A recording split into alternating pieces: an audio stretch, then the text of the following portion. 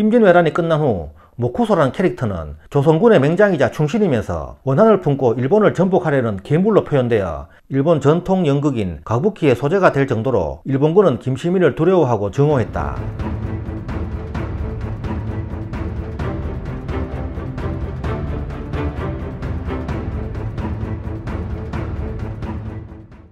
진주대첩의 영웅 충무공 김시민 편입니다. 1554년 명종때 태어나서 1592년 10월 18일 선조 때까지 38세를 살았다.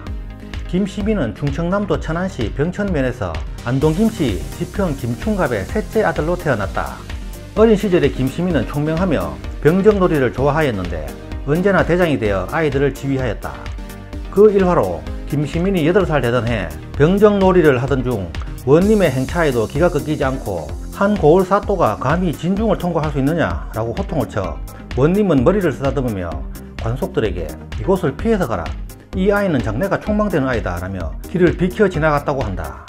9살 되던 해에는 마을에 큰 뱀이 출몰하여 사람과 가축을 해치는 일이 일어나자 궁리하던 중 뱀은 뽕나무 활에 숙대 화살로 쏘아 잡는다라는 고사를 읽고 동네 아이들과 손수 만든 활로 쏘아 없애버렸다는 일화가 있을 정도로 총명했다.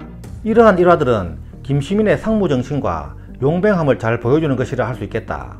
24세인 1578년 무과에 급제하여 군기시에 들어갔으며 27세에는 부평부사가 되었으나 자연재해 복구에 전력하지 않았다는 이유로 파직되었다. 29세인 1583년 여진종 리탄계가 회령지방에서 난을 일으키자 도순찰사 정은신의 부장으로 출정하여 토벌하였고 그 공으로 훈련은 판관이 되었다. 이때 그는 군대 개혁 및 강화에 대한 건의를 병조에 제출하였으나 평화로운 시기에 군대를 강화할 필요가 없다며 묵살하고 오히려 질타하자 이에 격분하여 쓰고 있던 모자를 벗어 던지고 그것을 발로 밟아 부수면서 바로 벼슬을 던져버렸다고 한다. 이는 김시민의 남성적이고 다혈질적인 무인의 기질을 보여주는 대표적인 일화이다. 37세인 1591년 진주 판관에 임명되었다. 부임 1년 후인 1592년 4월 임진왜란이 일어나 조선군이 연전연패를 하자 진주 목사 이경과 함께 지리산으로 피하였다가 목사가 병사하자 초유사 김성일의 명에 따라 그 직을 대리하였다. 김시민은 텅 비어있던 진주성으로 돌아와 피난 갔던 성민을 귀양하게 하여 성체를 보수하고 군사체계를 갖추었다.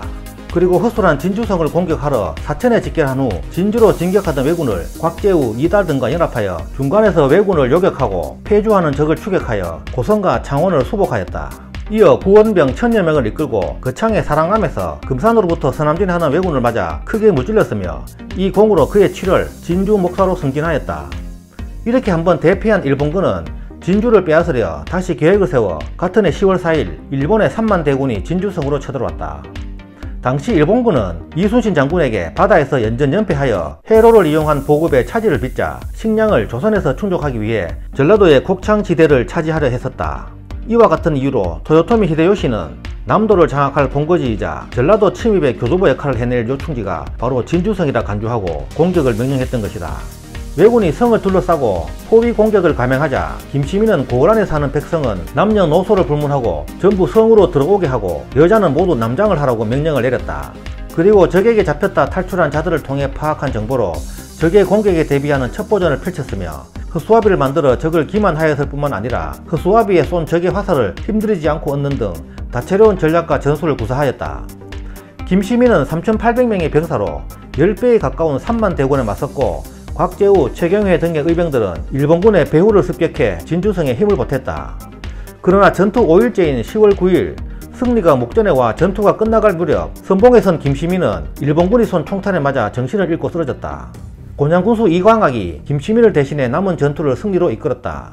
이렇게 김시민의 지휘하에 성을 철통같이 지키며 6일간의 격전 끝에 일본군은 10월 10일 퇴각하였다. 당시 일본군은 병력 3만여 명 중 만여 명이 전사하였다고 기록되어 있으나 사실상 병력이 거의 전멸하여 시체들을 전부 소각했을 정도였다고 하니 실제 피해 규모는 더 클 것으로 예상된다. 반면 조선의 피해 규모는 김시민 장군 포함 800여 명이 사상했던 것으로 기록되어 있다.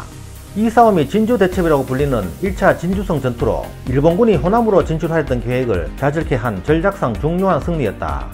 진주대첩으로 곡창지대인 전라도가 온전히 보존되었고 이순신의 수군 전력이 유지될 수 있었으며 전라도의 의병들이 활발히 활동할 수 있게 한 대단히 중요한 전투였다. 진주대첩은 한산도 대첩, 행주 대첩과 더불어 임진왜란 3대첩 중의 하나로 평가받고 있다. 그러나 이 공방전의 주역인 김시민은 치료를 받았음에도 불구하고 총탄을 맞은 지 9일 후인 10월 18일 끝내 숨을 거두었다. 향년 38세였다. 그가 죽은 뒤 성에서는 적이 알까봐 비밀로 하였다가 전투가 끝난 후 상을 치렀다. 김시민은 숨을 거두기 한 달 전 진해에 주둔해 있던 왜군을 물리치고 적장 평소태를 사로잡은 공으로 경상우도 병마절도사로 임명되었으나 애석하게도 교서가 당도한 것은 김시민이 죽은 후 상녀가 함양에 이르렀을 때였다. 그가 죽자 진주 사람들은 어른 아이 할 것 없이 모두가 밤새 통곡하여 마치 자신의 부모님 상과 같이 하였고, 이듬해 김시민의 묘를 고향으로 이장할 때도 백성들이 앞다투어 수레를 끌고 눈물을 흘리며 통곡했다고 한다. 김시민은 1604년 선무공신 2등에 봉해졌으며 1702년 영의정에 추정되었고 상나 부원군으로 추봉되고 충무공이라는 시호가 내려졌다. 한편 진주성 참패에 분노한 도요토미는 김시민이 1차 전투에서 죽었다는 사실을 몰라 김시민의 목을 베어오도록 명령하였고 8개월 후인 이듬해 6월 제2차 진주성 전투의 보복전으로 이어진다. 당시 일본군은 10만 정예 대군으로 진주성을 공격해 일주일 만에 성내의 강군과 백성들을 전멸시키고 8만 명의 백성을 학살하는 임진왜란 사상 가장 참혹한 보복전투를 자행한다. 당시 김시민의 후임으로 진주 목사로 임명된 서예원은 2차 진주성 전투에서 왜군에 의해 살해되어 그의 수급이 김시민의 것으로 오인되어 토요토미 히데요시에게 보내졌다고 한다. 제1차 진주성 전투에서 김시민 주도의 조선 간민이 보여준 필사의 항전은 일본군에게 강렬한 인상을 남겨 김시민은 조선군의 맹장으로서 그 이름을 날리게 되었다. 일본군은 김시민을 모쿠소 또는 모쿠소 판관이라고 불렀는데 이것은 김시민의 직책인 목사를 일본 발음으로 읽은 것이다. 임진왜란이 끝난 후 모쿠소라는 캐릭터는 조선군의 맹장이자 충신이면서 원한을 품고 일본을 전복하려는 괴물로 표현되어 일본 전통 연극인 가부키의 소재가 될 정도로 일본군은 김시민을 두려워하고 증오했다. 김시민의 시호는 충무공으로, 충무공 하면 통상 이순신 장군을 떠올리지만 우리 역사상 충무공의 시호를 받은 인물은 9명에 달한다. 김시민은 9살 연상이었던 이순신과도 공통점이 많이 있다. 시호가 같은 충무공이었고 왜군을 상대로 대첩을 이끌어낸 명장이었다는 점, 전투 막바지 승리 직전 적의 탄환에 의해 사망하였다는 점, 죽음을 적이 몰랐다는 점 등이다. 오늘날 진주시에는 그의 시호를 따 경남 진주 혁신도시 지역의 동 이름을 충무공동이라 명명하였고 충무공동과 상평동 사이를 흐르는 난강에 건설된 다리를 김시민대교라고 하였다. 진주시에 위치한 진주성에 가면 김시민 장군의 동상과 김시민 전공비를 볼 수 있다. 이 비는 김시민 사망 27년 후인 1619년 진주 목사로 부임한 남이형이 세운 것으로 여기에는 진주성 전투를 승리로 이끈 김시민의 활약과 그의 순절을 비통해 하는 글이 새겨져 있다. 김시민 장군은 아들이 없어서 형 김시회의 아들인 김치를 양자로 들여 가문을 이었고 김치의 아들로 조선 최고의 독소강 김덕신이 바로 그의 손자이다. 한편 현재 진주시의 대표 행사인 진주 난강 유동축제는 진주 대첩에 기원을 두고 있다. 치열한 공방이 오가는 가운데 칠흑같이 어두운 밤에 남강에 유등을 띄워 난강을 건너려는 왜군을 저지하는 군사 전술로, 한편으로는 성 밖의 가족들에게 안부를 전하는 통신수단으로 사용했다.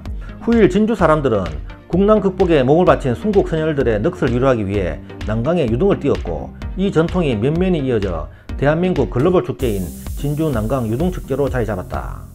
여담으로 전 보건복지부 장관 유시민 작가의 이름은 역사교사였던 그의 아버지가 김시민의 이름을 따와 지었다고 한다.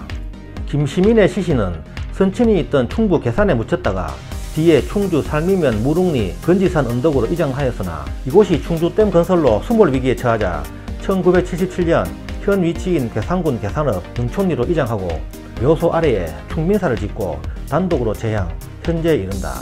김시민 장군이 한때 묻혔던 충주시 살미면 무릉리는 김시민 장군의 묘, 즉 무인의 능이 있다 하여 붙여진 지명이다. 지금까지 충무공 김시민 장군 편이었습니다. 감사합니다.